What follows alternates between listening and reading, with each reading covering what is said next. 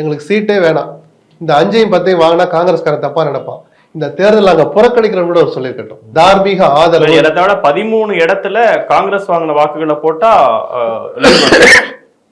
அது 16 இடம் கூட சில இடம் சொல்லுது. ஆக மொத்தம் அரித்மேட்டிக் நான் தொடர்ந்து எல்லா தேர்தல்களுக்கும் சொல்லுவேன், அரித்மேட்டிக்கை மட்டும் பார்த்தாலே இவ்வளவு வருது. 2 பேரும் இணைஞ்சு செயல்பட்டு இருந்தா தேர்தலுக்கு முன்னாடி அந்த கெமிஸ்ட்ரி வேலை செஞ்சிருந்தா இந்த முடிவுகள் இன்னும் வேற மாதிரி போயிருந்திருக்கும். எத்தனை தடவை தான் பாடம் கத்துக்க போறாங்களோ தெரியல. முதல் தவறை தார்மீக ரீதியாக செய்தது காங்கிரஸ். இவர்களும் கூட கொஞ்சம் விட்டு நம்ம ஜெயிலுக்கெல்லாம் போயிட்டு வந்திருக்கோம், நம்மளை பத்தின முறைகேடுகள் பல வந்திருக்கு, உண்மையா பொய்யா நம்ம கோர்ட்ல நிரூபிப்போம். ஆனால் பொதுமக்கள் மத்தியில் அது விவாத பொருளா மாறிடுச்சு. பழைய செல்வாக்கு நமக்கு இல்லை, இருக்காதுங்கிறது கெஜ்ரிவாலுக்கு நல்லாவே தெரிஞ்சிருக்கும். அது தெரிஞ்சனாலதான் மாத்துறாரு.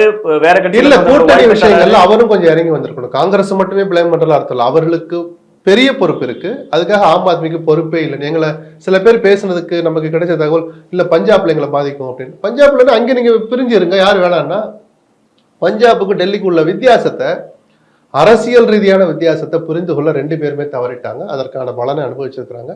ஒரு மாற்றம் வர்றதும் நல்லதுதான், கெஜ்ரிவாலுக்கும் அது நல்லதுதான்.